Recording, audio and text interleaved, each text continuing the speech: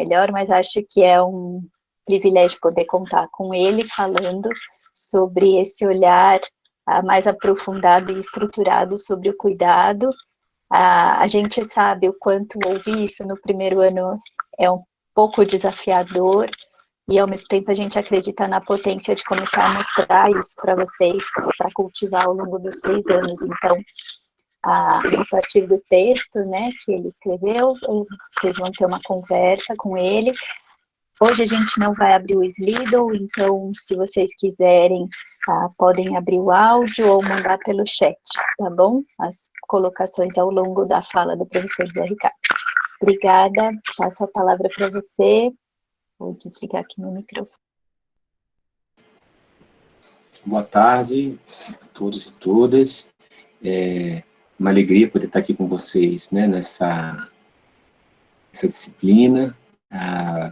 Infelizmente, não dá para ser presencialmente, né, a gente tem que fazer usando esses métodos à distância, que não é tão interessante quanto a gente pudesse estar conversando, né, pessoalmente. Mas, de qualquer maneira, pelo menos a gente tem esse recurso, né, vamos aproveitá-lo o melhor possível.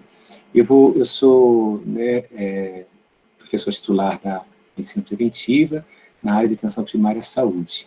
E tenho trabalhado muito também com a questão da construção de conceitos e das bases teóricas e filosóficas das práticas de saúde, né?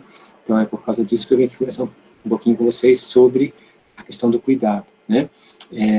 Como a Ana Cláudia já adiantou, vocês ainda não têm a experiência prática, não é, de estar exercendo o cuidado médico, né? Vocês estão começando agora o curso de vocês, mas a gente acha importante que essa discussão seja feita logo no começo, até para vocês poderem absorver o máximo possível, né, dessa discussão ao longo da formação de vocês, né?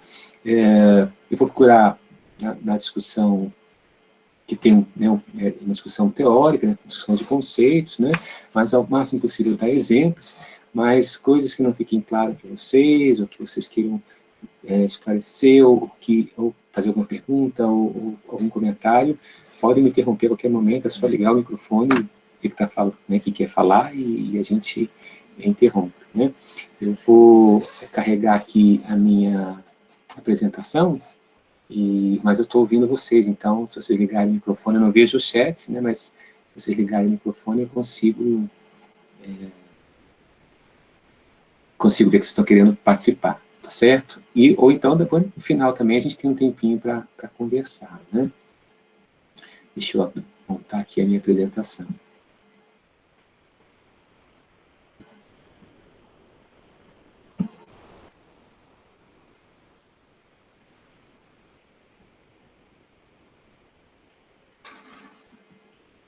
Está dando para ver aí a apresentação, né, Cláudia?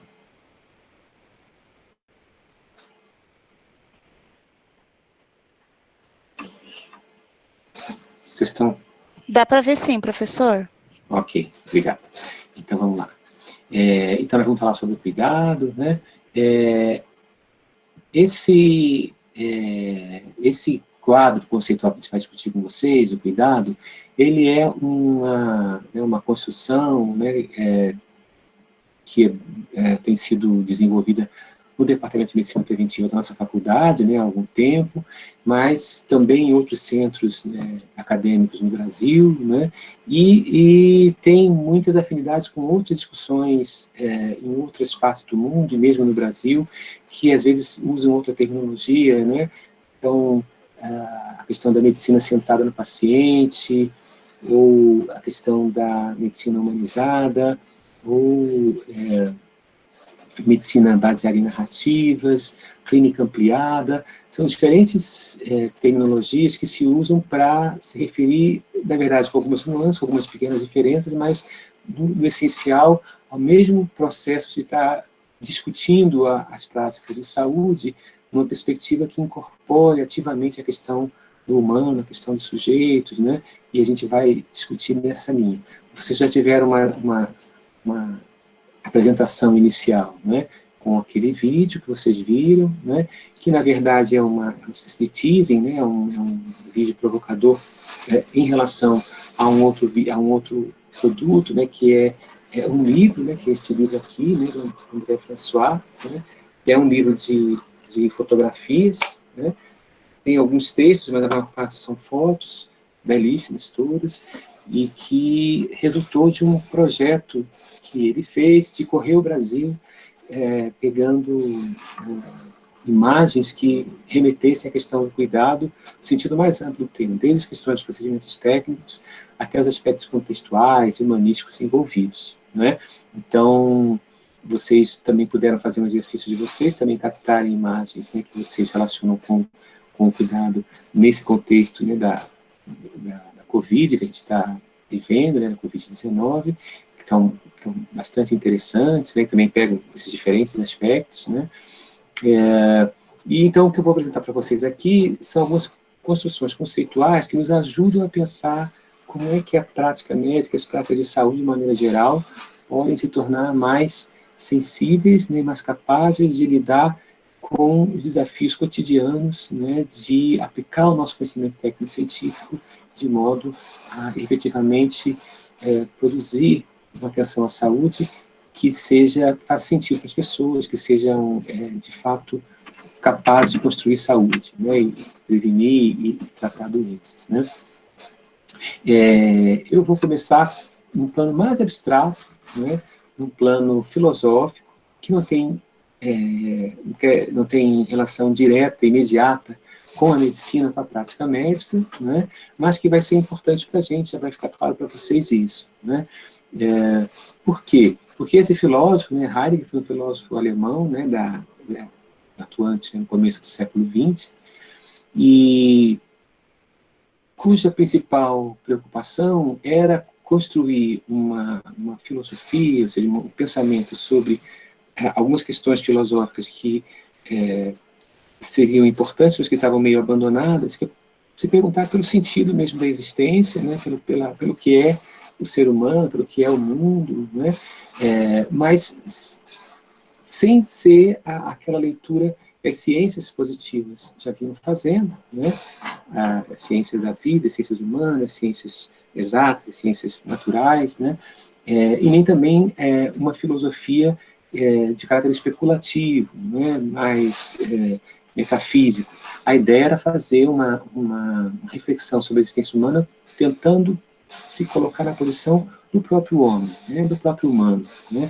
Como é que a gente pode pensar a existência a partir das nossas condições de pensarmos a partir de nós mesmos, né? E ele escreve, então, um texto famoso, né, que é uma espécie de marco da filosofia do século XX, que é Ser o Tempo, onde ele vai procurar um pouco fazer essa discussão, né? E ele vai colocar como questão central, né, para a gente entender a existência humana, a questão do cuidar, né? Como se a noção de cuidado fosse aquela que mais fortemente nos coloca em contato com aquilo que somos, né, e com o que podemos conhecer acerca do que somos. E Heidegger é um filósofo, não sei quantos de vocês já ouviram falar dele, mas é um filósofo bastante polêmico, especialmente pelas suas afinidades políticas, né, na época do nazismo. Ele chegou a nutrir uma certa simpatia, chegou a participar do governo nazista, né, durante um ano, à frente da universidade onde ele foi reitor, na Alemanha, mas logo ele rompeu com esse movimento, né, mas, enfim, um pouco ficou essa marca, né, desse equívoco político dele, né, mas é considerado um dos grandes filósofos do século XX, né, e para nós interessa muito particularmente, exatamente porque ele vai trazer uma perspectiva do cuidado que vai nos ajudar a pensar o cuidado especificamente no nosso campo de atuação, que é o campo da saúde, o campo da medicina. Nesse trabalho dele, no Ser o Tempo, que ele vai discutir a questão da existência, né, a pedra de toque, o conceito central que ele vai discutir é o conceito de cuidado. E para fazer isso, ele vai resgatar uma fábula, né, que é chamada fábula de Higino, né, que foi uma fábula que foi, na verdade, vem da tradição oral muito antiga, mas esse Higino, ainda na antiguidade, ele faz uma recopilação daquelas histórias que eram transmitidas oralmente. Então ele foi o primeiro a colocar no papel, né, essa fábula, embora não seja de autoria dele, né? E Heidegger vai retomar, já, né, no século XX, essa fábula, porque nela tem elementos que permitem, então, simbolicamente, identificar o que ele está chamando, então, de cuidado como essa marca da existência humana. Né? O que diz essa fábula? Essa fábula diz o seguinte: certa vez, atravessando um rio, cuidado, então cuidado aqui vira um personagem, né, esse tipo das alegorias, né, ela personifica determinadas ações, atitudes e valores que a fábula quer reter, que a alegoria quer reter, né? Então ele fala, certa vez atravessando um rio, cuidado, viu um pedaço de terra argilosa. Cogitando, tomou um pedaço e começou a lhe dar forma, a forma humana, né? Enquanto refletia sobre o que criara, interveio Júpiter. Júpiter, na mitologia grega e depois latina, né, é o senhor do espírito, das coisas que não são materiais. Né? O cuidado pediu que desse espírito a forma de argila, o que ele fez de bom grado. Como o cuidado quis então dar o seu nome ao que tinha dado forma, Júpiter proibiu e exigiu que fosse dado o seu nome. Enquanto o cuidado e Júpiter disputavam sobre o nome, surgiu também a Terra, Telos, querendo dar o seu nome, uma vez que havia fornecido um pedaço do seu corpo. Os disputantes tomaram Saturno como árbitro. Saturno também na mitologia, era o senhor do tempo, o destino, aquele que ia colocando as coisas no seu lugar. Né? Saturno pronunciou a seguinte decisão aparentemente equitativa: tu, Júpiter, por teres dado o espírito, deves receber na morte o espírito, e tu, Terra, por teres dado o corpo, deves receber o corpo. Como, porém, foi o cuidado quem primeiro formou, ele deve pertencer ao cuidado enquanto viver. Depois, no resto da alegoria, da fábula, o nome acaba ficando humus em relação, por causa da terra, que já está, que não é só exatamente terra, mas é aquela terra que está trabalhada pela água do rio correndo, né, pelo destino, né, e que é aquilo que o cuidado toma para dar forma. Né, mas o que é importante a gente ver aqui, que é o que foi o que Heidegger utilizou, né, como base, né, na sua reflexão a partir da alegoria, né, são alguns aspectos que não tem tanto a ver com o nome, né, mas tem a ver com esse movimento, então, né, de conformação da existência humana. Né. Então, se vocês repararem na alegoria, né, há um elemento material, né, que é a terra, a argila, né, o fundo do rio, tá certo? E há um elemento espiritual, né, que é o sopro de Júpiter. Né? Então, isso representaria as duas dimensões, né, que compõem a nossa existência humana, que de alguma forma a determina, né, que é a dimensão material da existência, que vai desde a nossa forma de vida, né, até a nossa base material, biológica, do nosso corpo, né, e a parte espiritual, que são nossos valores, os nossos gostos, a nossa parte moral, política, ética, estética, né, e o que é interessante é que o que junta uma coisa com outra, não é o cuidado. Né? Então, o que Heidegger quer chamar a atenção é que a existência humana não consegue ser entendida olhando só o lado material dela, nem tampouco olhando só o lado, digamos assim, espiritual dela. Né? É o modo como se compõe uma coisa com outra que caracteriza para a gente o estar vivo. Né? E isso que leva a dizer que, como o cuidado quem primeiro formou, né, esse ser humano, né, a ele deve pertencer enquanto viver. Né? Então, essa relação inextricável, né, entre cuidar e vida. Né? Quer dizer, não há cuidado sem vida e não há vida sem cuidado. Né? Então, essa dimensão, né, do fato de que nós fazemos um movimento, cada um de nós, né, ao longo da nossa existência, e nós todos como coletivos humanos. Né? Nós nos apropriamos do mundo em que nós estamos, com seus elementos materiais, desde a parte orgânica, física, biológica, até a nossa vida construída por tecnologias, por instrumentos, por produtos, né? E damos um sentido a ela. Né? Nós fazemos alguma coisa com isso. Né? E com isso criamos a nossa cultura, os nossos valores, os nossos interesses. Então, a palavra-chave aqui é que a existência humana ela é sempre dotada de sentido. Né? Há alguma coisa que nós buscamos, né? E que nos faz, então, juntar, dar sentido material e espiritual ao mesmo tempo, de forma articulada. Né? Se não ficou claro para alguém, se alguém quiser fazer alguma observação, fiquem à vontade, certo? Que eu vou passar agora um pouquinho para frente e vamos trazer né, essa nossa reflexão mais conceitual para o plano mais próximo da gente, que é o plano do cuidado em saúde. E aí eu vou trazer uma outra história, dessa vez não é uma alegoria, não é uma fábula, é um relato de um evento acontecido comigo, né, e que eu usei em um artigo que vocês tiveram a oportunidade de ler, ou se não tiveram ainda, poderão ler depois, né, que é o relato de um caso da dona Violeta, um nome fictício que eu dei para uma paciente que eu seguia no Centro de Saúde Escola, no serviço de atenção primária, né, e essa paciente era uma paciente hipertensa, que vinha, né, constantemente ao serviço, e ela tinha, além, né, do quadro de hipertensão dela, né, ela tinha uma característica, era uma paciente muito difícil, né, uma paciente sempre muito irritada, mal-humorada, quase sempre chegava no meu consultório, lá no centro de saúde,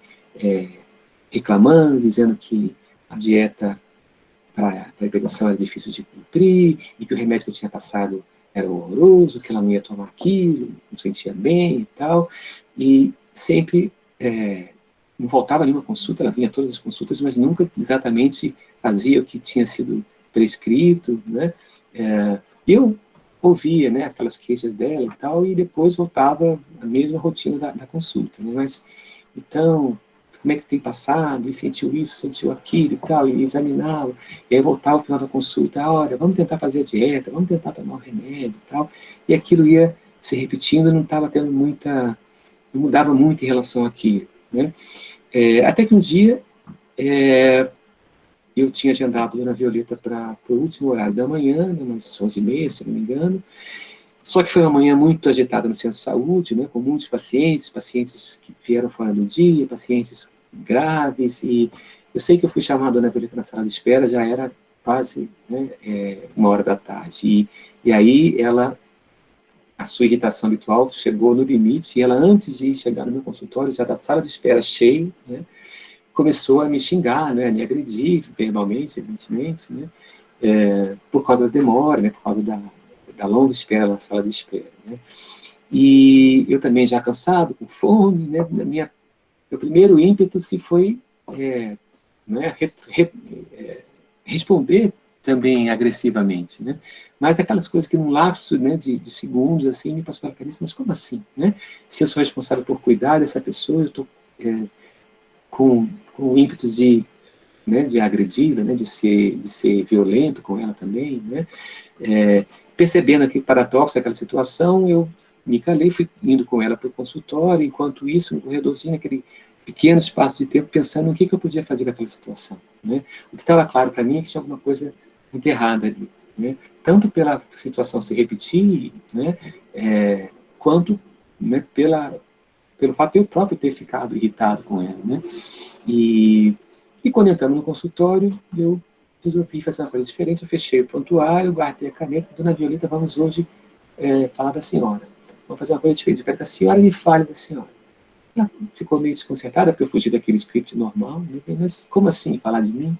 Fala da senhora, o que a senhora quiser. Mas como assim, a minha história? Eu falei, ótimo, me conte a sua história. E ela começou a contar a história dela para mim. E, claro, algumas das informações que ela trazia eu já tinha no prontuário, né? Sabia que ela não era brasileira de origem, sabia que ela era viúva, né? Mas ela foi me contando a história dela, né? Narrando a história dela. E nessa narrativa me surgiu uma outra pessoa na frente, né?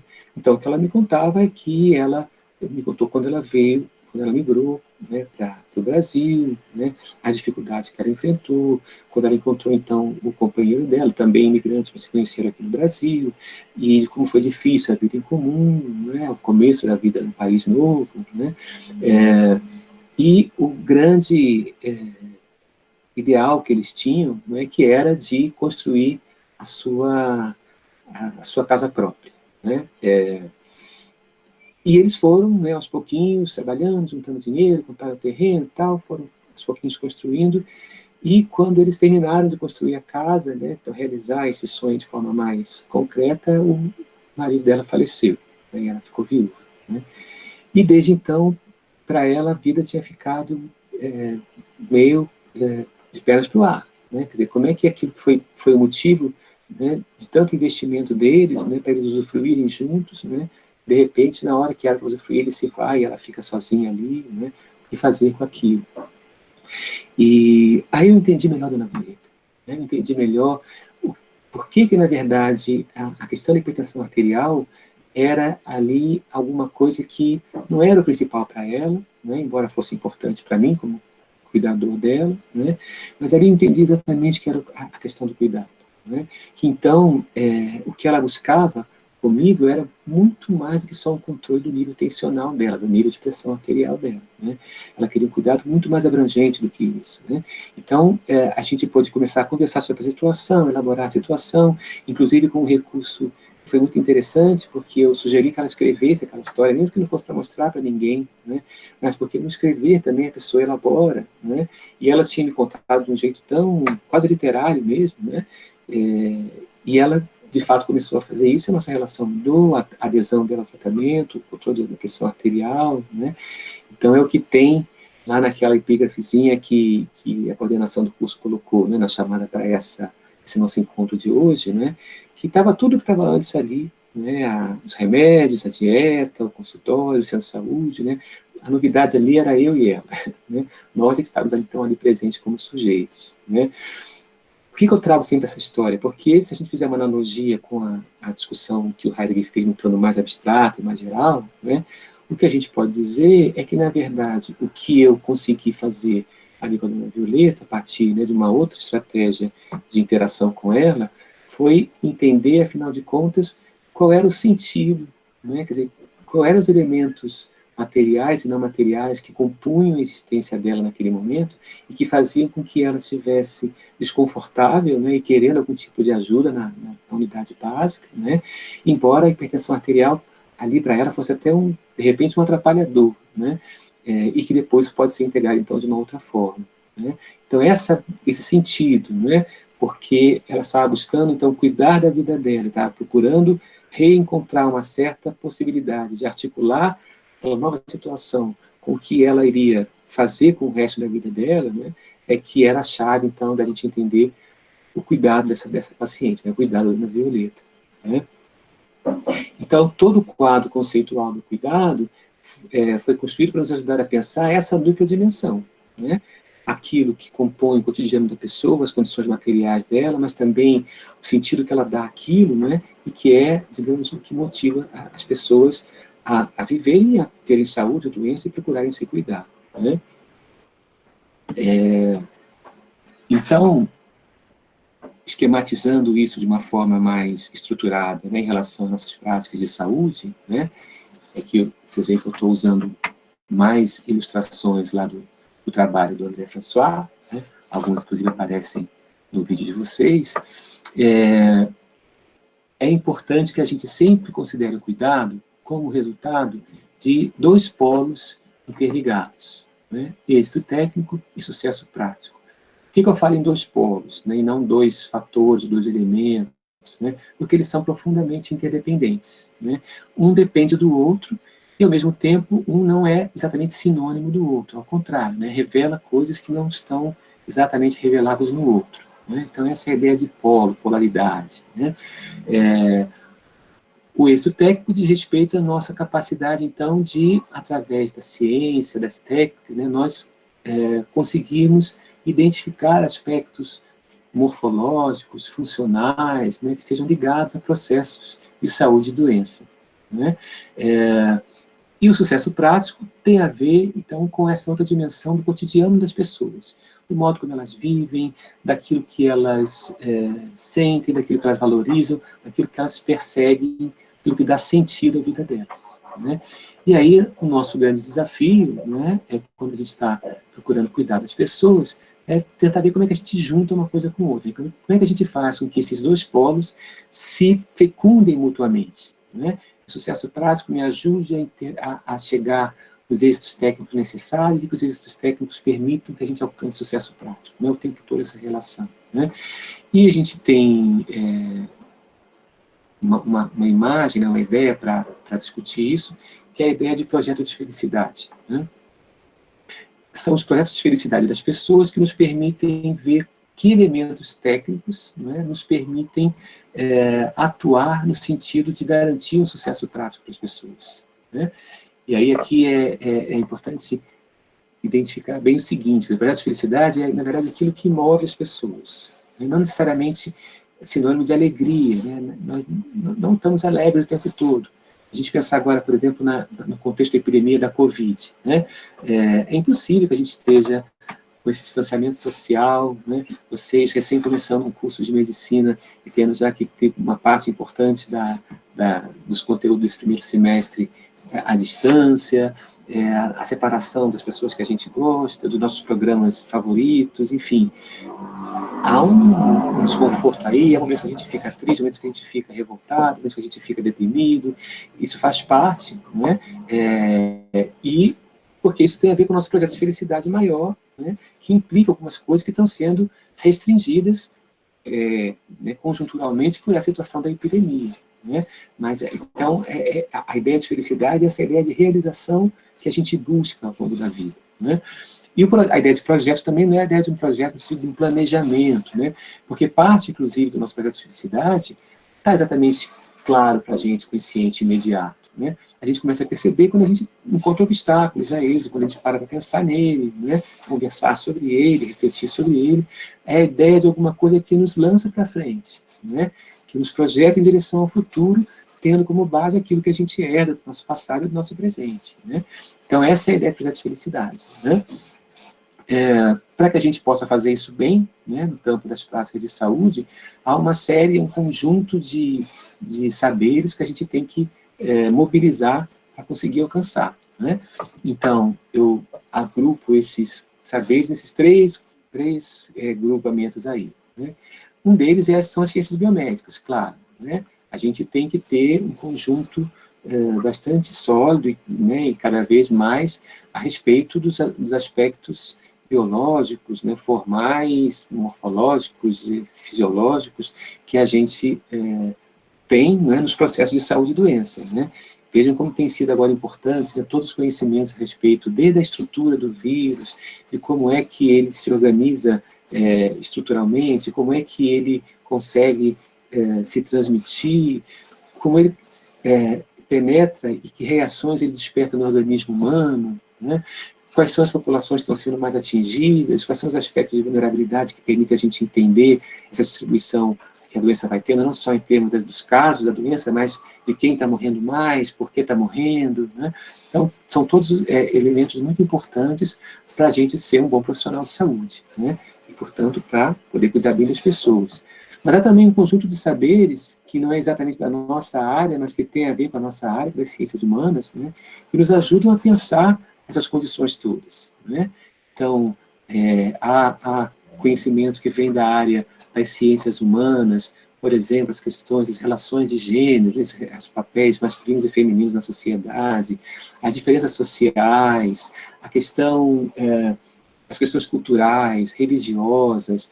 Então, sociologia, antropologia, economia, ciência política, filosofia, direito, tudo isso fornece para os profissionais de saúde e para nós médicos um conjunto de informações que podem ser úteis para a gente entender as pessoas e os seus projetos de felicidade, né? Porque senão cada pessoa seria uma incógnita para a gente, né? A gente tem esses conhecimentos mais gerais sobre nós humanos, né? Que nos ajudam a entender isso. E junto com isso também outro tipo de saber que não são saberes científicos, mas que são muito importantes, que são saberes práticos, né? Ou seja, os saberes das pessoas que estão vivendo cotidianamente as suas situações, né? Então, se nós somos especialistas na área da saúde, né, seja nas especialidades, atenção primária, cardiologia, epidemiologia, cirurgia, as pessoas são as especialistas no seu cotidiano, na sua vida, né? Então, elas têm o que dizer também sobre como elas manejam cotidianamente, né, os seus interesses, as suas dificuldades, as suas situações de saúde ou doença, né? Então, tudo isso são saberes que a gente, de alguma forma, tenta ir agrupando para centrar a nossa questão, né, do que fazer, né, entre o êxito técnico, sucesso prático, né, para aquelas populações e indivíduos que a gente vai atendendo, né? E, por fim, a ideia de sabedoria prática. A ideia de sabedoria prática diz respeito aqui não a um tipo de saber específico, mas a questão da nossa capacidade de fazer boas escolhas, né? Ou seja, o tempo todo nas práticas de saúde nós vamos ter que fazer escolhas, tomar opções, né? A mais geral, intervir ou não intervir. Em alguns casos a gente assume a chamada conduta expectante, não faz nada, observa, né? Em outros a gente vai agir. E vai agir em que sentido? Naquele sentido, que recurso eu disponho em termos de medicamentos, em termos de exames. Então, o que a gente vai fazendo escolhas, né? E a gente tem que fazer escolhas para poder juntar isso, técnico, sucesso prático, aquelas escolhas que façam mais sentido para as pessoas e que sejam, na nossa consideração, na nossa interação com as pessoas, consideradas do ponto de vista ético, as mais virtuosas, as mais adequadas, aquilo que vai ter mais chance de trazer uma boa vida para as pessoas, né? Embora a gente saiba que em algumas situações tratamentos, intervenções vão trazer algum tipo de desconforto, algum tipo de sofrimento, isso pode acontecer, né? Mas no horizonte tem que ter o melhor benefício possível, né? Aquilo que tenha mais a ver com o que as pessoas precisam e querem, né? Então essa é a ideia de sabedoria prática, né? Então com esses elementos a gente pode então tentar escapar daquele modelo mais tradicional, né? Em que eu tenho um profissional e um paciente, né? Considero que os saberes que eu tenho que utilizar são saberes técnico-científicos, em geral, pensados como saberes do médico ou do profissional de saúde especificamente, né? O paciente traz saberes práticos, mas aqui no modelo ele está até numa cor, né, diferente, né, mais clarinha, em uma setinha menor, porque seriam conhecimentos que seriam considerados meio marginais, ou quando não mesmo obstáculos a esse saber técnico-científico mais importante, né? E quando isso acontece de forma muito rígida, muito radical, o que acontece é que se constrói, sim, né, um objeto de intervenção, um objeto de conhecimento e intervenção, que acaba fazendo sumir o paciente, né? Aí gera aquelas situações horríveis que a gente às vezes escuta, né? Ah, tem um fígado aqui, né? Tem um pé diabético ali, tem uma ferida aberta não sei onde. A gente transforma as pessoas, né, no objeto da intervenção técnico-científica e com todos os prejuízos que isso traz, né, e com a impossibilidade de que isso seja melhor integrado àquela ideia de sucesso prático, né? Com a ideia de cuidado, então, a nossa proposta é fazer com que sujeitos apareçam dos dois lados, né? Tanto profissionais quanto as pessoas de que esses profissionais cuidam, né? Os cuidadores e aqueles que recebem os cuidados, né? E que, sim, se construam objetos de conhecimento e intervenção, mas que sejam construídos por ambos esses sujeitos, né? Um sujeito que é encarregado de trazer um conhecimento profissional, né, técnico, científico, denso, né, atualizado, seguro, né? E as pessoas trazendo também o seu saber prático, cotidiano, né, que permite, então, construir o melhor objeto de cuidado. Aquele mais capaz de fazer dialogar êxito técnico e sucesso prático. Lembrando também, ao mesmo tempo, que saberes práticos também estão do lado dos profissionais de saúde, né? Quer dizer, nós não entramos no nosso trabalho cotidiano só com nossos saberes técnicos e científicos, a gente também tem uma experiência prática que nos ajuda a entender, a compreender o humano e a nossa prática, né?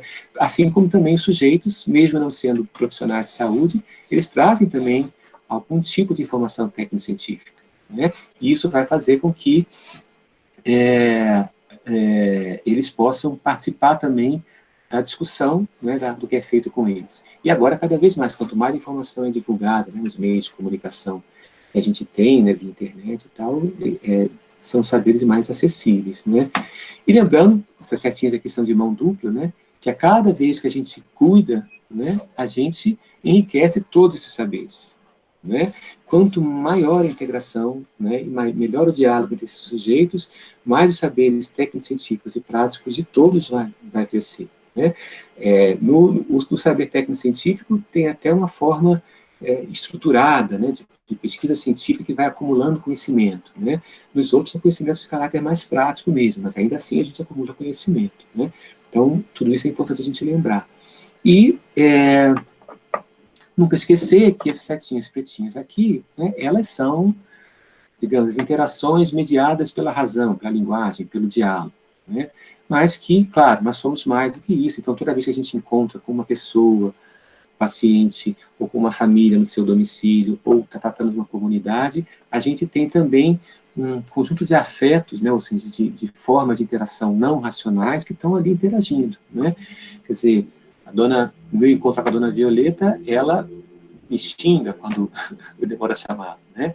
E eu fico com raiva dela, né? Isso acontece. Tem pacientes que a gente sente uma enorme simpatia imediata, a gente faz uma empatia rápida. Tem os pacientes que até o processo simpático é mais complicado, né?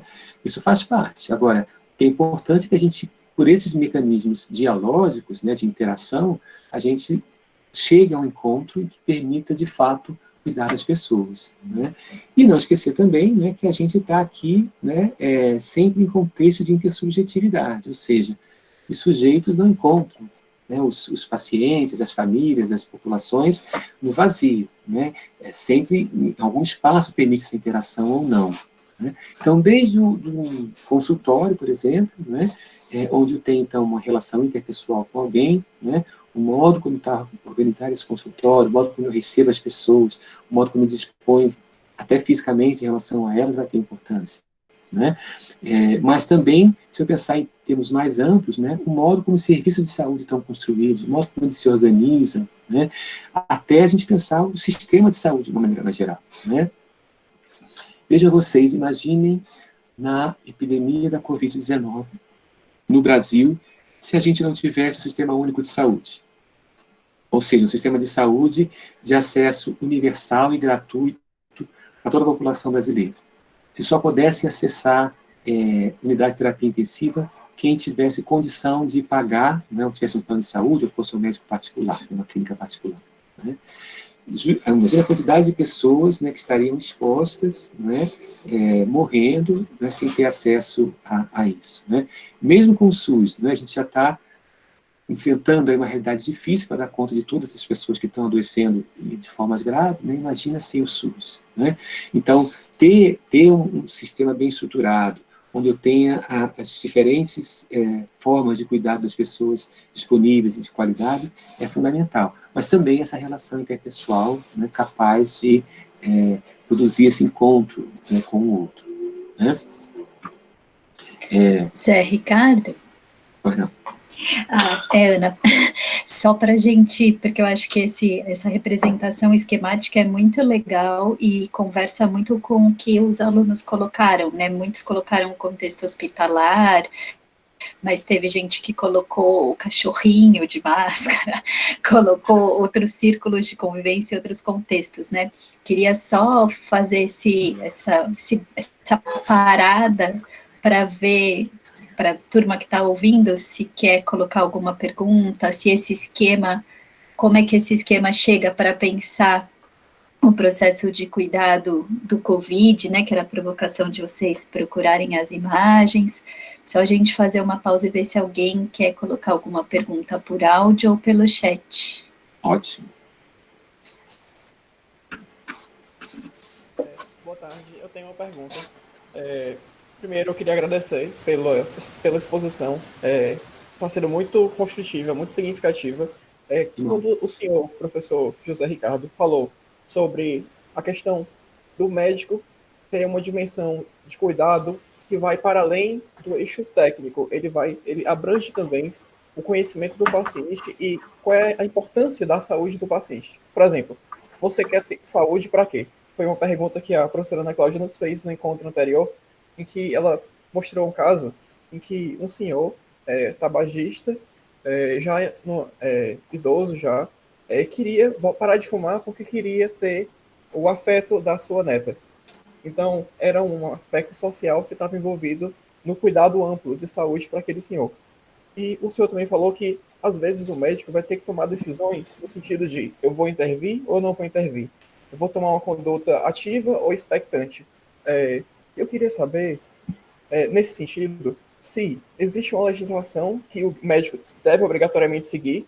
Nesse sentido, o médico não teria escolha nenhuma, ele teria que seguir daquela forma e não iria, nenhum outro fator poderia intervir nisso, ou se ele pode ter a liberdade total de tomar condutas ou decisões de acordo com a conversa que ele tem com o paciente, de acordo com o que é saúde para o paciente.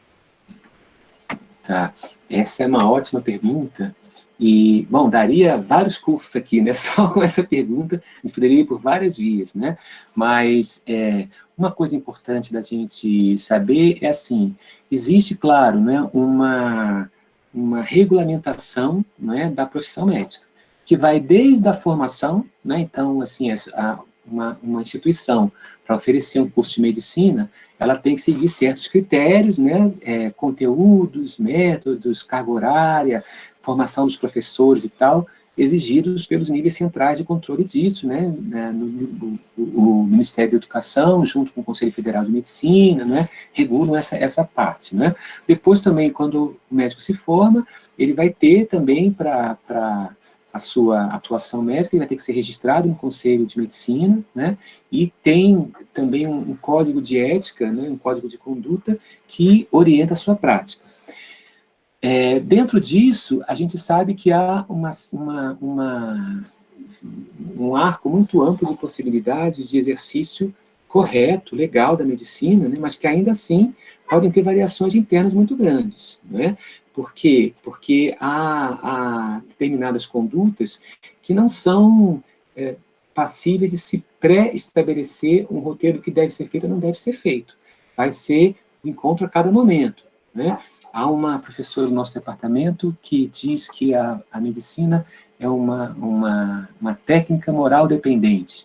O que quer dizer isso? A técnica aplica certos princípios já conhecidos, no nosso caso, cientificamente estabelecidos, né, que vão orientar a intervenção. Mas, para tomar decisão sobre quais caminhos seguir, como envolve a vida das pessoas, o cotidiano delas, os valores delas, aquilo que diz respeito a um direito fundamental dela, que é o seu próprio corpo, né, isso vai depender, então, de uma discussão que escapa ao plano puramente técnico e vai também para o plano da moral e da ética e tal. Existem alguns recursos, né, que nos ajudam a criar, né, um certo conjunto de opções mais seguras, né? Então, vocês assistiram recentemente em relação à epidemia da Covid, né, toda aquela discussão em torno da cloroquina, né? Por que houve tanta polêmica, né? Bom, alguns casos foram referidos que tiveram uma boa resposta, mas a questão será que isso é suficiente para que se possa adotar como uma conduta geral, né, como procedimento padronizado, que se use sempre a cloroquina em casos de pessoas com Covid? Não, você tem que fazer uma série de estudos para poder ter segurança a usar esse medicamento nesse tipo de paciente. E os estudos começaram a mostrar que os benefícios não eram tão grandes assim, né, e em alguns casos, ao contrário, traziam danos maiores, né, aumentava o risco de cardiopatias, de problemas em alguns perfis de pacientes. Então, essas orientações, existe a medicina baseada em evidências, existem estudos que vão sistematizando, né, mas há aquele momento em que você vai ter que tomar uma decisão com base no conhecimento que é disponível, mas que, no final das contas, vai depender, então, da adesão daquela outra pessoa e de fazer sentido para ela, né?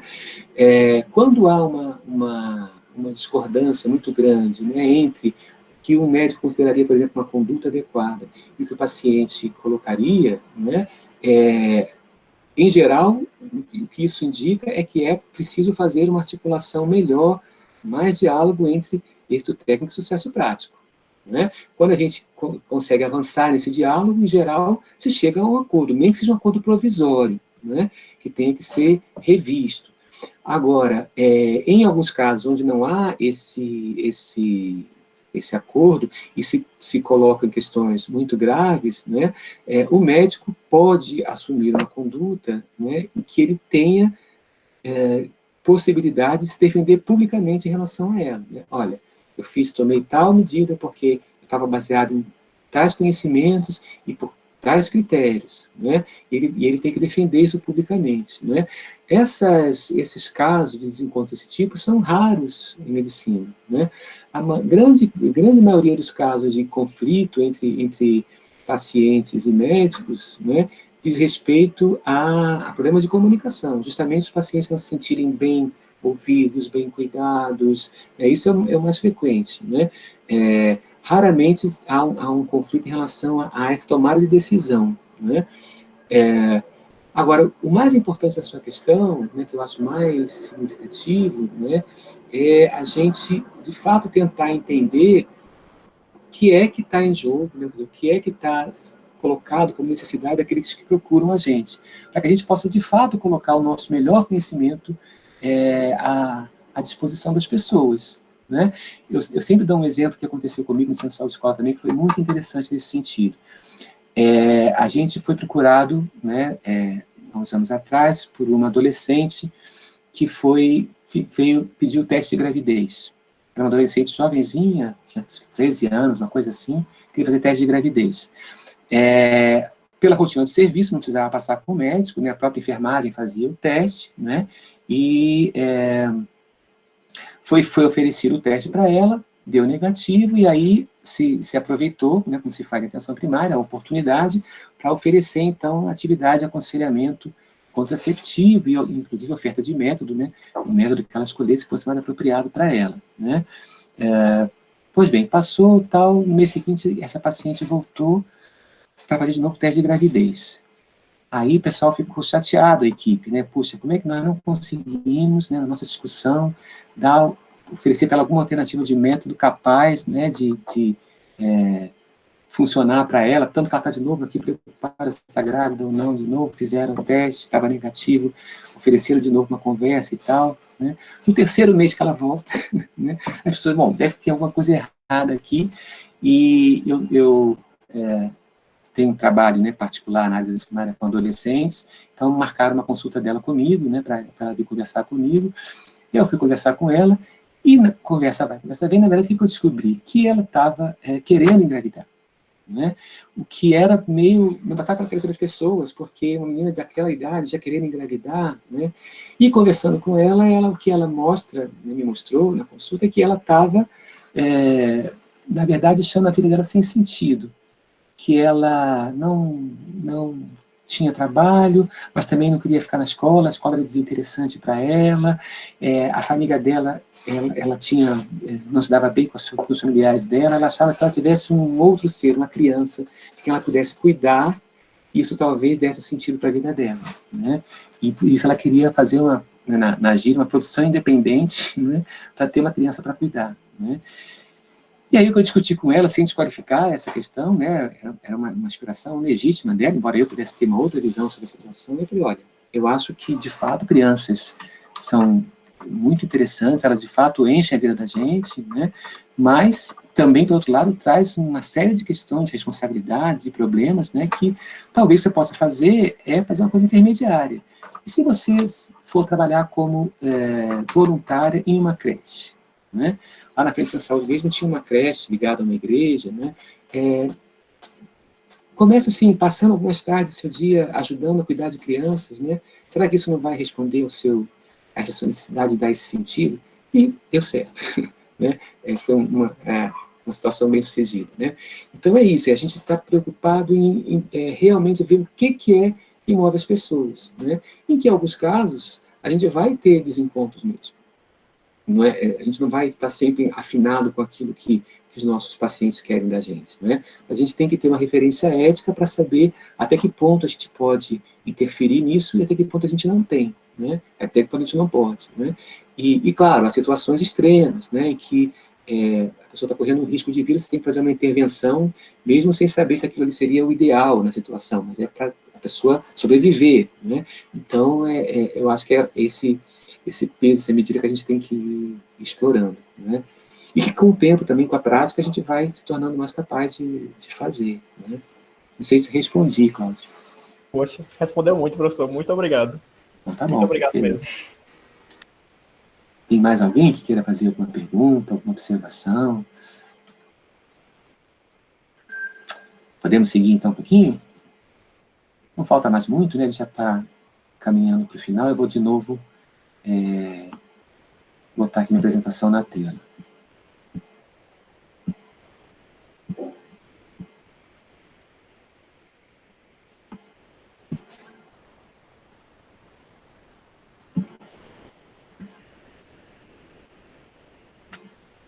Bom, então, a gente tinha já passado por esse esquema, né? E agora, só para concluir, né, a gente identificar, então, alguns elementos que a gente precisa ter para, especialmente olhando mais para o campo da prática médica, da atuação médica, então vamos concretizar um pouquinho mais aqui isso, né? Algumas mudanças necessárias para que a gente possa cuidar mais efetivamente das pessoas, né? Um aspecto importante é a questão do ouvir, né? E aí eu digo, ouvir mais, ou seja, a gente às vezes até por pressa, por pressão da demanda, né, pela fila de pacientes, a gente acaba ouvindo muito pouco os pacientes, né? Pega um ou outro sintoma, já faz a hipótese diagnóstica, já pede o exame complementar e ouve pouco, né? Então tem que ouvir mais, isso é importante, né? Claro que dentro das medidas que a gente disponha, né, em cada situação, né? Mas também eu chamo a atenção para ouvir diversamente, né? E aqui eu chamo a atenção para o lugar da narrativa, né, como expressão dos sujeitos. O que eu chamo de narrativa? Narrativa é diferente do paciente responder só as perguntas que a gente faz, né, no esquema de pergunta e resposta. Narrativa é contar histórias, né, é estimular o paciente a nos narrar coisas, né? E quando a gente conta uma história, qualquer história, né, há pelo menos três componentes fundamentais de uma narrativa numa história. Um é o cenário, né, onde se passa a história, né? Experimentem, né, quando vocês forem ver algum filme na Netflix, ou quando forem ler algum livro, algum romance, alguma coisa assim, tem sempre esses elementos. Há um lugar onde se passa, né, ou os lugares onde se passa a história, né? Há os personagens que compõem essa história, né? Quem que está envolvido na história, quem que é chamado para contar aquela história, né? E o enredo, a trama, né? O que vai vinculando aquelas pessoas, né? Há diferentes tipos de tramas, né? Há o suspense, a comédia, o romance, né? Essa composição, né, de trazer pessoas, lugares, circunstâncias, né, o enredo, é que faz com que a gente possa ter mais clareza do projeto de felicidade das pessoas. Aquilo que dá sentido à existência delas é aquilo que faz com que aquele problema que ela está trazendo para a gente, seja como demanda preventiva, ou de tratamento, ou de reabilitação, ganhe sentido, né? Então, estimular mais e deixar que as pessoas contem mais histórias mais livremente, né? É claro que a gente também vai fazer perguntas específicas, né, mas procurar abrir espaço para essas narrativas, né? E se não uma vez só, a gente está, às vezes, com a agenda cheia, tem um monte de gente para atender, e aí o paciente teria mais o que falar, a gente dá uma certa dirigida, mas não esquecer aquilo, retomar, olha, vamos retomar isso na próxima consulta, agora a gente precisa terminar, mas eu quero que você volte a me falar disso, né? Então, essa coisa de a gente ouvir mais o paciente, né? A outra ideia também é de ver mais e, de novo, ver mais no sentido de a gente olhar mais os pacientes para colher informações visuais, né, que muitas vezes ajudam a gente a caminhar muito na formulação de um diagnóstico, né, mas também diversamente, ou seja, olhar não só as questões físicas, né, a marcha do paciente, a compleição física dele, a cor da pele, a cor das mucosas, mas também aquilo que se revela a partir de certas atitudes, certa maneira de olhar. Uma das coisas que eu gosto nesse conjunto de fotos que vocês viram lá no videozinho, que tem esse livro, é que ele explora muito isso, os olhares das pessoas, né? Para onde as pessoas estão olhando, os olhares que se cruzam, os que não se cruzam, né? Então, esse ver é muito importante, né? Eu sempre conto uma história de uma paciente que eu atendi, que me marcou muito também, que eu atendi numa emergência, né, na Censal Escola. Eu estava no pronto atendimento, que são pacientes não agendados, que vêm com uma queixa que surgiu e que não pode esperar a consulta regular, né, e atendi uma menina adolescente que estava com um quadro, o motivo de consulta dela, que a pré-consulta pegou, era dor de garganta, febre, dificuldade de engolir, né, e eu chamei ao consultório. Na primeira para o exame físico, olhar, né, as amígdalas tinham lá as amígdalas hipertrofiadas, vermelhas, com pus, né, tipo de uma amidalite bacteriana, que é passar um antibiótico e um atendimento rápido, né? Bom para fazer andar a fila, né? Mas eu fiz esse diagnóstico e tal, só que eu olhei para ela e achei que ela estava um pouco abatida demais para quem está só com uma amidalite, só entre aspas, porque eu sei que a amidalite incomoda, né? Mas achei que ela estava muito abatida e fiz uma pergunta-chave para ela, mas é só isso mesmo que você tem? E olhando nos olhos dela, né? Nisso ela começou a chorar, né? E aí não era só aquilo mesmo, né? Havia toda uma situação muito mais complicada na vida pessoal dela, né? Também com perda de parentes próximos, pais dela, e a tia que estava então cuidando dela, uma série de conflitos, que precisava então um segmento, um acompanhamento, né? Então aquilo que não é dito, mas que você percebe quando você olha, buscando de fato estabelecer um contato com outra pessoa, né? Quem é esse outro que está à minha frente, como ele está, né? E o que será que ele quer de mim e do meu serviço, né? Isso é bastante importante. E, finalmente, a questão do toque também, né? Tocar o corpo é uma questão... vocês vão ter, né, mais para frente a formação de vocês, o curso de semiologia, né, de propedêutica, vocês vão ver como o exame físico, né, o toque, a palpação, a percussão, é parte importante de produzir hipótese diagnóstica, né? Mas também pensar no toque, no corpo, também nesse aspecto outro, mais existencial, que é a gente lembrar que nós somos muito corporais, não é? Desde da alegoria do Higino isso aparece, né? Quer dizer, o cuidado cria o humano com corpo, matéria e espírito, né? Juntos, né? Então, quando a gente adoece, quando a gente está querendo cuidar da saúde, a gente tem uma referência muito grande no corpo, né? Então, muitas vezes, a localização física, o tocar, o estar em contato físico com o corpo, além das informações mais técnicas, nos dão também informações de outra natureza, né? E aí, vou contar um outro caso aqui, eu estou um contadeiro de caso hoje, né? Que muito paciente, esse não fui eu que atendi, lá no Centro de Saúde Escola também, era um paciente atendido na psiquiatria, um quadro de esquizofrenia, paciente adolescente, e ele, um belo dia lá, disse para a médica que acompanhava ele que ele precisava passar na saúde do adulto, lá onde tinha nosso atendimento, porque o coração dele tinha parado, e ele estava querendo fazer um ultrassom do coração. A médica não desqualificou a demanda dele, foi conversar com a gente, e falei, não, marca a consulta, né, no nosso programa, e ele passou no programa de adolescentes, né, e quando chegou, ele trouxe essa mesma questão para o médico que atendeu ele na saúde do adulto, na saúde do adolescente. E o médico ouviu e falou, bom, vamos ver, deita aqui, deitou ele na maca, né, colocou a mão sobre o precórdio dele, né, e falou, olha, estou sentindo o seu coração bater, você não está sentindo? E nisso ele falou, é verdade, está batendo mesmo, né? Eu acho esse caso belíssimo, porque mostra muito fortemente essa questão da corporalidade, né? Quer dizer, talvez se o médico não tivesse tocado o precórdio dele, né, tivesse tentado convencê-lo, só né, por falar, né, que o coração dele estava batendo, ele não tivesse essa experiência, né, que ele pôde ter quando alguém se preocupou em tocar o seu coração, né?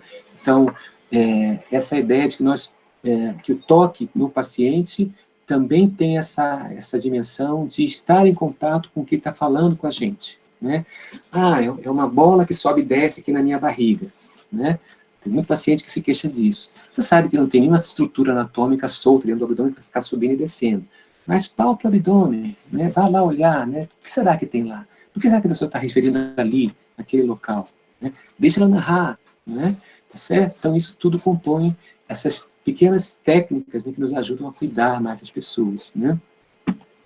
E aí, para concluir, se a gente pensar de um jeito mais amplo, né, pensando não só a questão do atendimento individual, interpessoal, médico-paciente, né, lembrar que a dimensões do cuidado também tem a ver com o modo como a gente organiza as práticas de uma maneira geral, né?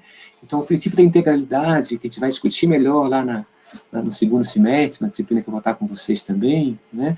Ela diz respeito a gente olhar os pacientes pensando, então, no conjunto de necessidades que eles têm, né?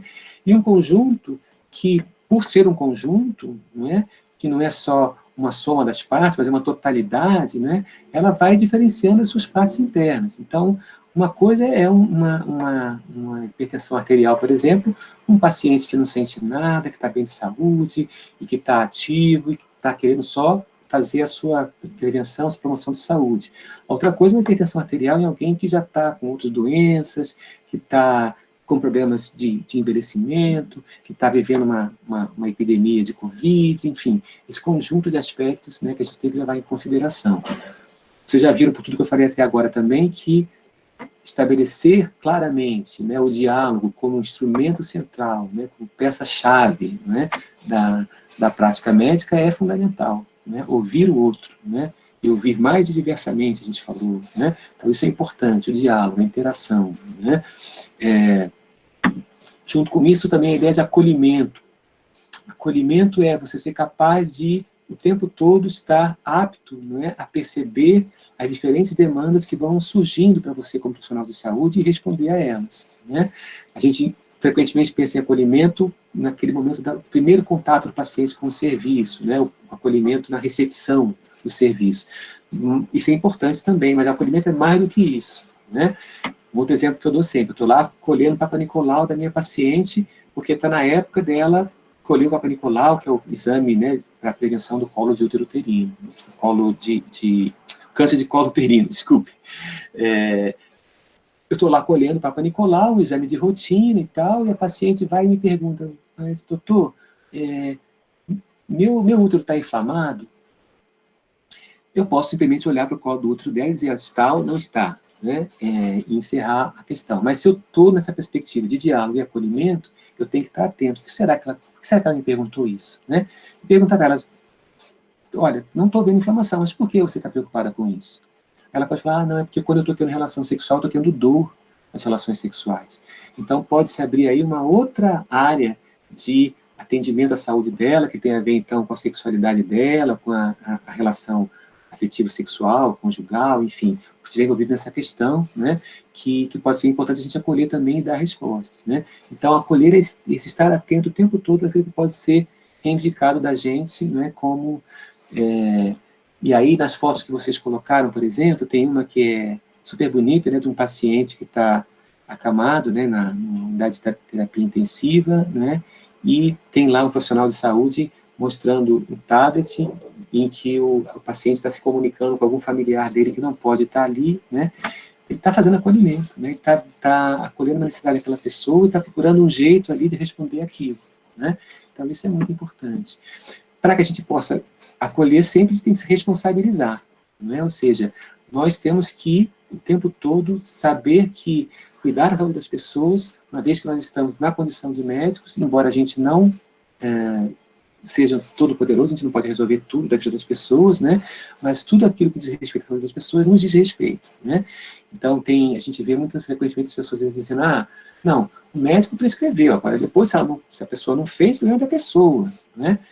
Não é assim, né? Quer dizer, quando você faz uma prescrição, por exemplo, de um medicamento, ou pede um exame, e o paciente, porque você fez isso, não aderiu, isso é uma questão sua também. Por que será que ele não aderiu? Né? Será que eu precisava ter feito de algum outro jeito? O que será que está acontecendo aí? Como é que eu posso ajudar nisso? Né? Então, se responsabilizar é muito importante. Né? É claro que é dos dois lados. Né? A gente também é importante para o cuidado que as pessoas também se responsabilizem, pessoas que são cuidadas, né? Sobre a sua relação com os seus cuidadores, né, seus diferentes profissionais que entram em contato, né, mas especialmente da gente, né, em relação a eles. Né. Integração entre níveis de atenção à saúde. Né, então, a gente sabe, por exemplo, que a atenção primária, que é a porta de entrada do sistema de saúde, que deve atender a grande maioria dos casos, devem e podem ser atendidos na atenção primária, mas tem uma outra ocasião, que você vai precisar de um nível secundário, de um nível terciário de atenção, ou seja, um ambulatório de especialidade, ou um hospital especializado. Vejam agora na Covid, né, como a gente sabe que a paciente a gente pode manter na atenção primária, né, acompanhando a evolução clínica direitinho, de perto e tal. A outros você tem que encaminhar nível hospitalar. E há outros que não só nível hospitalar, como nível hospitalar com nível de terapia intensiva, né, com respirador, né, com monitoramento cardíaco, tudo direitinho, né. Então, essa integração entre diversos níveis, né, é bastante importante. E, considerando que em cada um desses níveis, você vai ter diferentes saberes e profissionais, né, que vão trazer diferentes tipos de expertise, de tecnologia, de conhecimentos que podem ser úteis para aquele atendimento integral e para o cuidado mais efetivo, né? Então, o interdisciplinar e interprofissional também faz parte de construir um bom cuidado. Por isso a gente sempre está discutindo, né, que já desde a formação, né, até a organização do trabalho cotidiano, né, e a professora Ana Cláudia é uma estudiosa disso, a gente precisa de ter quanto mais a gente tem o caráter interprofissional, interdisciplinar, mais rica é a possibilidade de cuidado, né?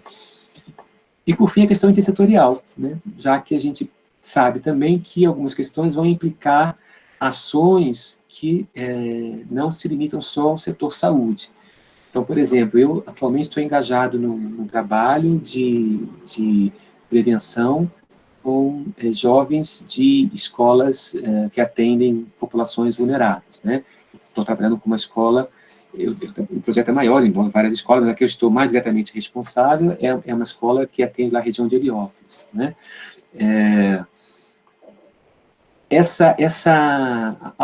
Ao fazer esse trabalho, eu estou juntando o setor saúde com o setor educação, né? Eu estou ajudando os professores da escola, ajudando os alunos a incorporarem certas práticas no seu cotidiano e mesmo nas suas atividades escolares, né, que ajudem a promover a saúde e a proteger a saúde. Agora, nesse período agora, o tema que está completamente dominando é a questão da prevenção da Covid, né, e as atividades são feitas à distância. Eu tenho feito, então, também encontro no Google Meet com eles, como estou fazendo com vocês agora, né, com os alunos. Há outros casos, eu estou atendendo na minha unidade básica e aparece uma mulher que tem uma questão de violência doméstica. Ela pode precisar de ajuda policial, ela pode precisar de ajuda judicial, de apoio de serviço social, né? Então, há uma série de ações da saúde, especialmente quando eu penso, né, na questão da integralidade, né, que vai precisar, então, de outros setores, né? Então, essa é o contexto geral, né, que a gente está procurando fazer em termos de aperfeiçoamento das práticas de saúde, da medicina em particular, né, na direção do cuidado e da humanização, né, que eu espero que, embora para vocês ainda seja uma coisa um pouco mais abstrata, que vocês ainda não começaram a trabalhar, né, com os pacientes, né, com as populações que a gente atende, mas que ajude vocês a situar aí o trabalho futuro de vocês, né? Tudo bem? Ana, será que a gente consegue ainda conversar um pouquinho? Acho que a gente tem um tempinho, Zé Ricardo, se alguém quiser fazer perguntas aqui pelo chat ou pelo microfone. E para aquecer, eu vou convidar a Bruna. A Bruna, Zé Ricardo, é aluna do 5º ano e que está, então, fazendo trabalho voluntário, enquanto as aulas estão suspensas, o internato do 5º ano, na área de educação médica. E ela está aqui ouvindo sua aula. Eu queria que ela contasse um pouco como é ouvir esse conceito e a reflexão, né, esses polos do cuidado agora no 5º ano, Bruna. Oi, Era tudo com ela bem? que eu estava falando no WhatsApp, pessoal. Certo. Que bom, Bruna, que você está aqui. Tudo Tô bem. bem.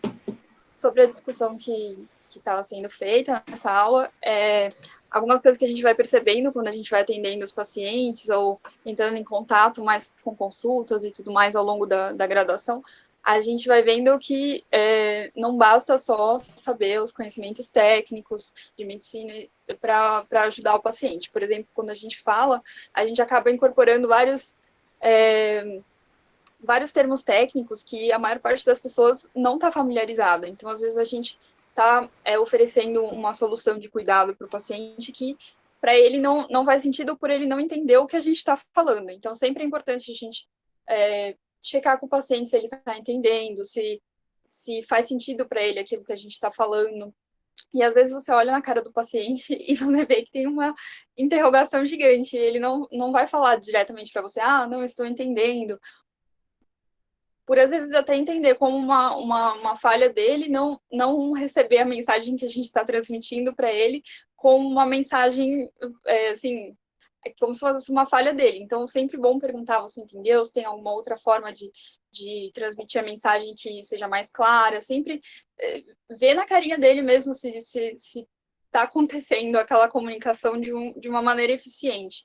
E deles saírem da consulta, às vezes, no finalzinho, eles podem, depois que já começaram a conversar com você um pouco mais e sentiram algum grau de confiança, criaram algum vínculozinho, vem outras dúvidas, outras aflições que eles tinham, que eles não apresentaram no começo, e eles só trouxeram uma questão biológica no começo, ou então uma questão que nem era a preocupação maior dele, mas que ele achou que era justificável trazer para você numa consulta, e tem outras coisas que ele vai trazer só no finalzinho, assim, na hora que ele tiver com a mão na maçaneta do consultório.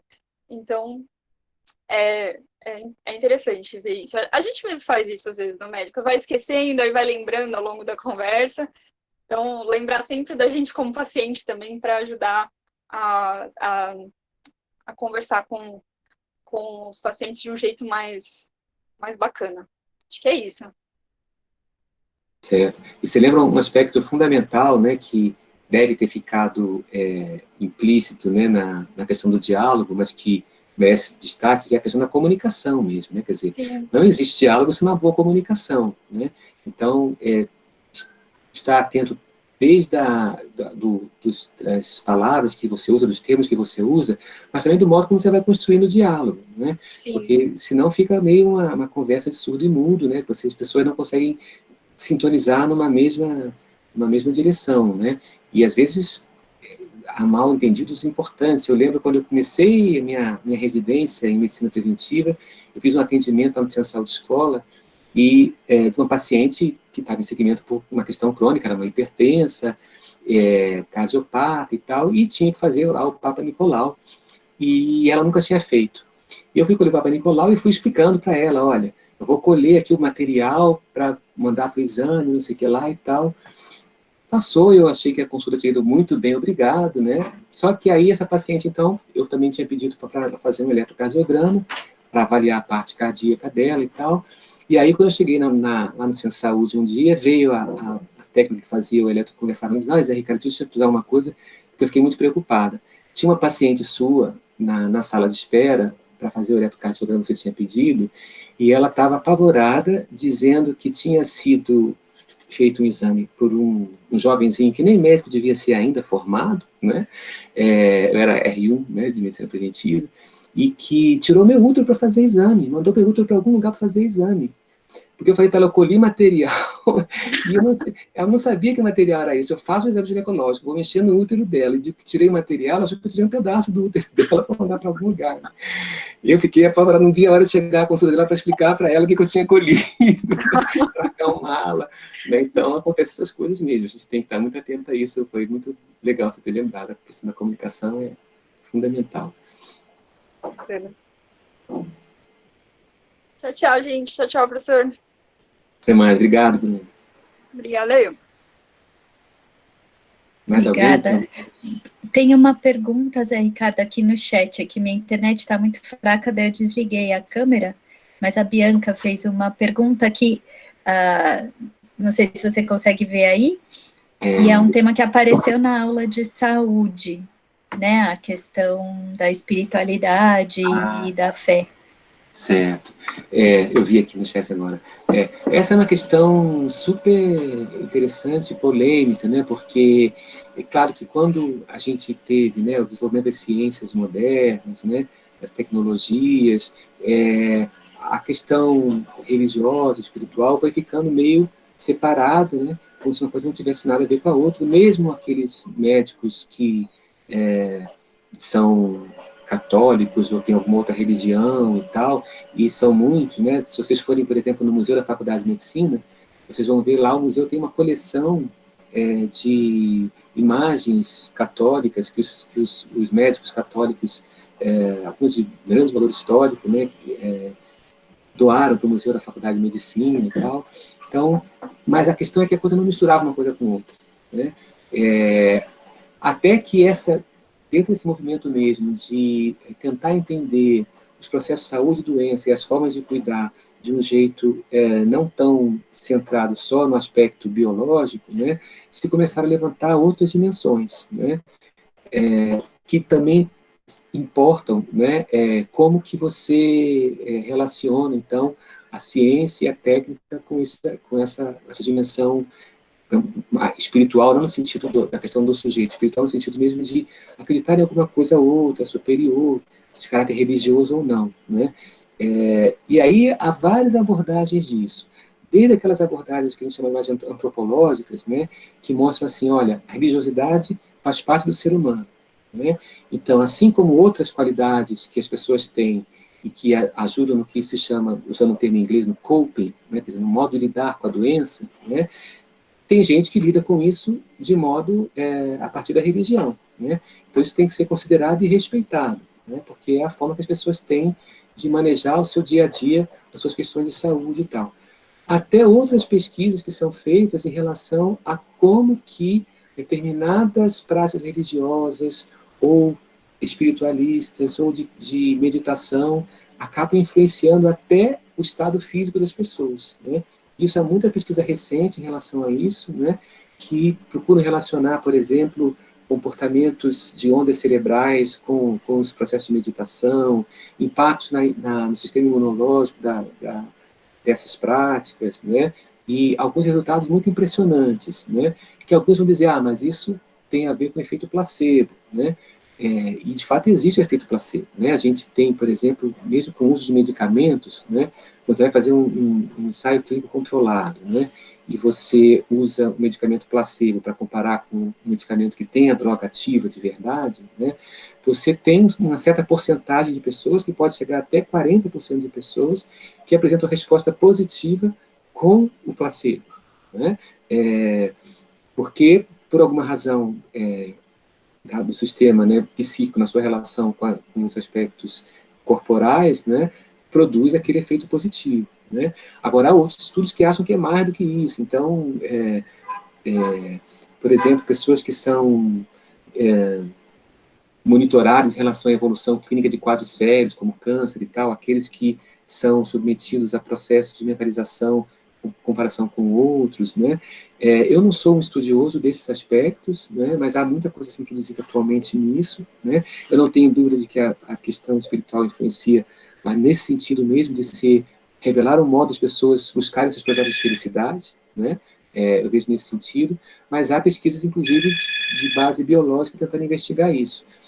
Por coincidência, saiu agora, né, esse mês, um número da revista de medicina, que é a revista publicada aí, né, no departamento científico da Faculdade de Medicina, dos alunos, né, sobre a questão de espiritualidade, religião e saúde.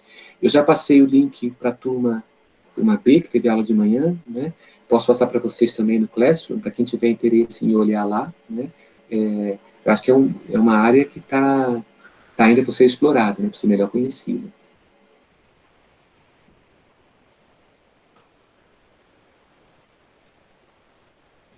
Joia.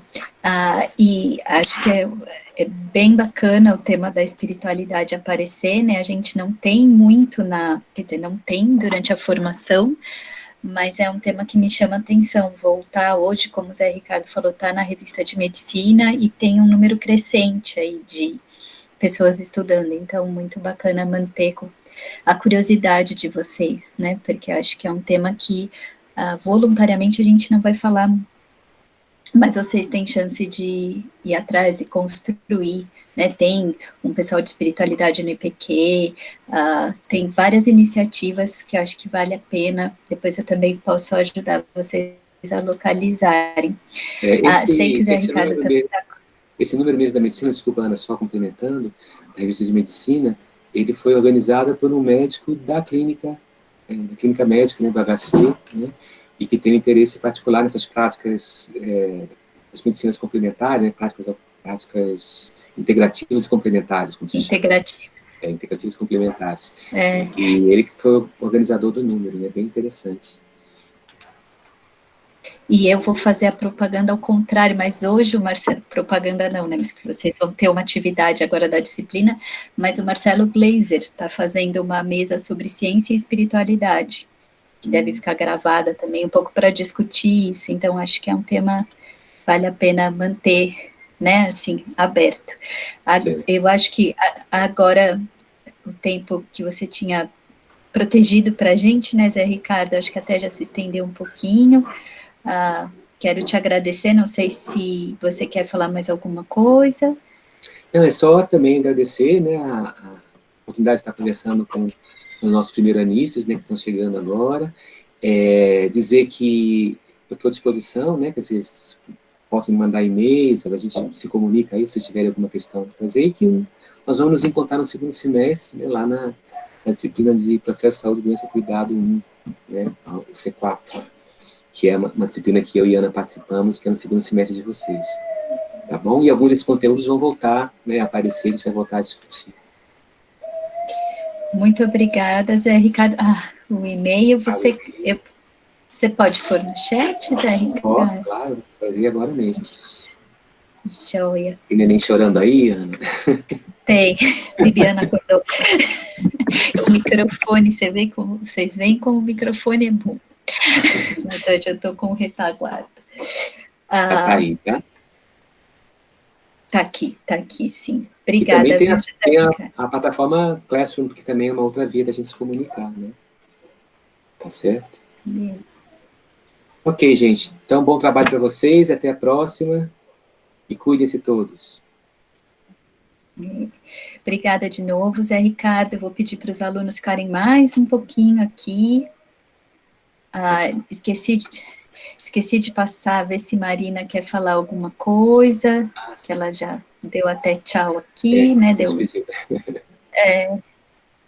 Então, tchau, gente. Obrigado a vocês. Tchau, tchau.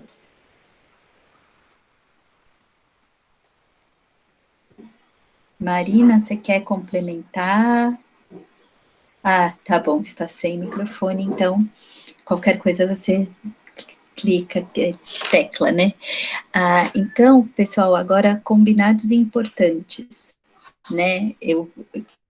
Uma coisa que eu queria reforçar, no começo da aula a gente tinha 30 tarefas entregues, 30 postagens ali de fotos, agora já subiu para 47, e aí eu aqui no meio da aula fui ver, muito bacana o trabalho de vocês, como eu fiz para a turma B, faço para vocês também, de tirar o chapéu, gostei muito da diversidade das fotos que vocês escolheram, acho que tem gente que abordou a questão do Covid nas periferias, isso vai ser tema agora do exercício que vocês vão fazer, tem gente que tratou de questões familiares, assim, domiciliares, então, muito bacana, acho que a gente propõe atividades sem saber ao certo o que vem, e fiquei realmente emocionada, acho que vocês mandaram bem, quem pôde fazer o exercício, acho que revelou uma parte bem bacana, aí desse olhar de vocês para esse momento tão particular e mobilizador, né? Uma coisa muito importante, falando em período mobilizador, vocês ouviram a Bibiana, eu tenho que fazer o meia-culpa, estou atrasada para passar para vocês a devolutiva do exercício da aula de saúde, né, quando vocês puderam assistir um trechinho dos Intocáveis, do Escafandra Borboleta e da aula da Ana Cláudia Arantes, que pode ser que na memória de vocês esteja lá longe. Eu comecei, já li as respostas, achei bem bacana, estou fazendo a devolutiva, vocês vão receber, espero eu que no final dessa semana consiga mandar para vocês, tá bom? Então, estou devendo essa parte, mas vai sair. Agora, queria dizer também que a gente escolheu o Covid como tema, agora da aula de cuidado, um pouco pensando nas expectativas que vocês colocaram no levantamento que o CEDEM fez, e um pouco para a gente pensar, né, como é que aplica esse conhecimento que o Zé Ricardo veio trazer. E muito nessa sintonia, vou deixar para vocês aqui um link de um artigo, não um artigo, mas um comentário que saiu no blog do BMJ, que é um jornal, um periódico super forte para gente que é da área médica, e que eu achei muito bem sacada a brincadeira com as palavras, né, um autor é canadense, a outra é britânica, e eles falam, a COVID, ela traz o desafio do cuidado intensivo, das UTIs, mas ela também traz a necessidade de um processo de cuidar, então, se cuidando intensivamente. Então, para quem tiver curiosidade, é um texto que eu recomendo, saiu hoje, pelo menos recebi hoje, achei muito bacana e acho que é oportuno aí para a atividade que vocês vão fazer. Então, acabando o suspense, o que tem agora para essa parte da tarde, né? Um intervalo, e depois vocês voltam para trabalhar em grupos por afinidade. Então, vou pedir para vocês se organizarem por afinidade em até 6 alunos, para vocês resolverem 3 exercícios, né? 3 aproximações do processo de cuidado, aí pensando no cenário da pandemia. Para resolver os exercícios, vocês vão assistir um vídeo, que é a fala de residentes de clínica médica, o André QR1 e a Fernanda QR2, e que estão ali na UTI do IC, né? Então, eu acho que é ouvir diretamente as pessoas que estão ali, o que elas estão vendo como desafio, quais são os aprendizados, e é uma entrevista curta, então acho que essa é uma parte individual que vocês vão fazer, e ouvir o podcast Em Quarentena, que é um podcast produzido pelo pessoal que a gente fala, né, da periferia de Paraisópolis e Heliópolis. Então, vocês têm esse intervalo, um momento de contato com esse material individual. Eu estou pensando meia hora de intervalo, meia hora de contato com esse material, e daqui a 1 hora, então às 4h30, vocês se reúnem nesses grupos de 6 alunos para resolver a tarefa 1, que tem a ver com a fala dos residentes. A tarefa 2, que é um gráfico que vai dialogar com a aula de saúde, ou seja, o quanto a percepção de saúde é permeada por aspectos de renda e trabalho, sobretudo para a população de menor renda e de condições de trabalho menos favoráveis, né? Então, é um material produzido pela CUFA, que é a Central Única das Favelas, com dados do Brasil todo, mais de 1.000. E a terceira tarefa é a quarentena, que é esse podcast do Em Quarentena, que eu separei um pouco para a gente entender também outras formas de cuidado que extrapolam esse cenário hospitalar, que é o que a gente está mais vendo na mídia, é o que aparece mais nas fotos de vocês, tá? Então, o combinado é que vocês façam isso e postem hoje, ainda no Classroom, lembrando, né, que esse é um conteúdo que vocês veem pouco na graduação, e a gente sabe que, às vezes, agora no primeiro ano parece mais teórico, ou uma coisa mais densa, mas a ideia é que vocês possam, nesse segundo momento, absorver os conceitos, discutir entre vocês, que eu acho que essa é a oportunidade de atribuição de sentido mais significativo para o aprendizado, e aí postar uma vez só no Google Classroom com o nome dos 6 que faziam parte do grupo. Para ajudar, eu vou ficar aqui nessa sala, então se alguém tiver dúvidas, depois das 4 áudio ou escrever, que aí eu tiro eventuais dúvidas com os exercícios, tá bom? Deu para entender, pessoal?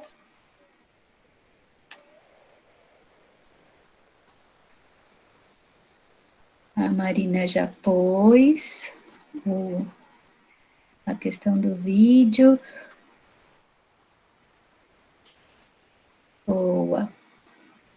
Pois é, todas as instruções estão lá.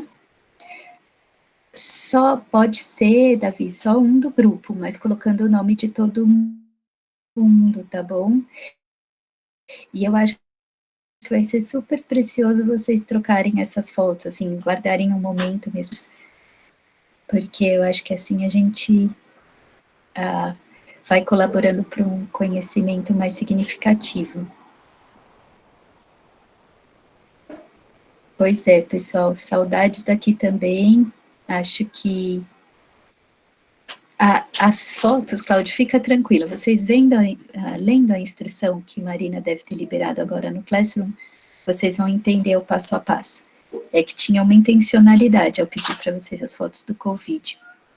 Fabrício, vamos fazer assim, se você não conseguir, dá uns 5 minutos, se não vier o e-mail, você me avisa, tá bom? E a gente vai, eu e Marina, a gente tenta pensar num plano B. Combinado? No geral, deu para entender, pessoal? Alguém mais com alguma dúvida aberta? Sim? Ah, é verdade, Marina. Você se cadastra e cria uma senha, mas depois, quando você vai acessar o curso, eles pedem essa senha padrão. Verdade. Ah, e um pedido. O curso é bem interessante, muito tentador, mas busquem diretamente a fala dos residentes, tá bom? Porque tem um monte de coisa bacana, vai dar vontade de ver mais coisa, mas por enquanto, usem esse tempo protegido da tarde para fazer a tarefa e conversar com vocês, qualquer um, para ver se inscrevendo. Tem, pelo que o professor Milton falou, hoje tem mais de 30 mil pessoas, né, Marina?